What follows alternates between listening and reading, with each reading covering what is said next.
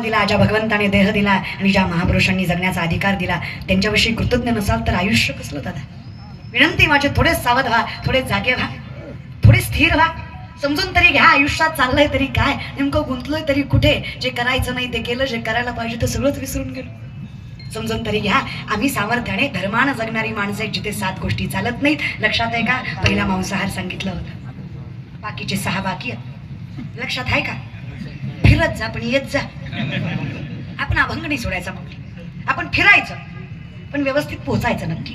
पहिलं मांसाहार, दुसरं मदिरा. मदिरा मदिरा मदिरा तोंडात नाही कळलं तर ऍक्शन न कळत. 90 आपल्या हिंदू धर्मात दारू चालत नाही दादा.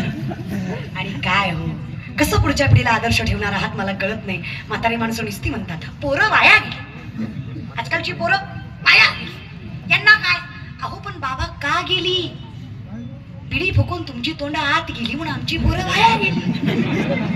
तुम्ही जे केलं ते आम्ही एवढ्या डोळ्यांनी बघितलं बाबा. मारुतीच्या वट्टावर बसून पत्ते खेळले तुम्ही, बघितलं आम्ही. भिंगाच्या चष्म्यातनं राणी शोधली तुम्ही, बघितलं आम्ही. दिसतं घेऊ आम्हाला.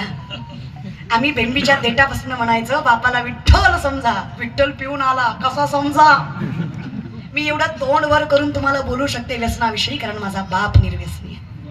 सुपारी खात नाही आपला बाप म्हणून कौतुकानं तुम्हाला बोलू शकते व्यसन करून. धन्य माता पिता. या आमच्याकडे नाही अरे दादा. माझ्या वडिलांच्या परमार्थाचं फळ आहे, माझ्या आजोबांच्या, माझ्या पंजोबांच्या परमार्थाचं फळ आहे. माझ्या बापाचं आयुष्य परमार्थात जातंय गेलंय, माझ्या आजोबाचं आयुष्य पखावाजात गेलंय, माझ्या पंजोबाचं आयुष्य पखावाजात गेलंय.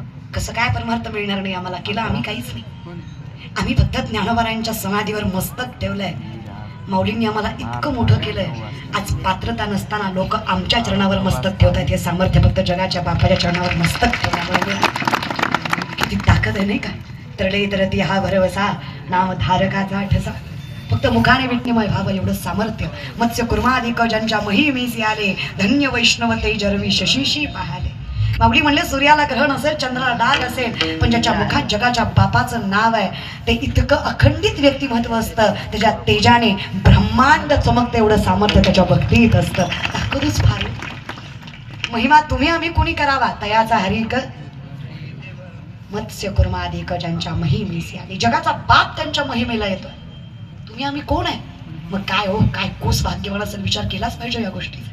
पण तिथे हे चालत नाही. पहिलं मांसाहार, दुसरं मदिरा, तिसरं परस्त्री गमन.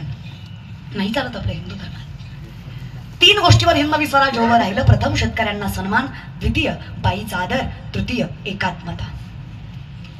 हे 3च खांब होते.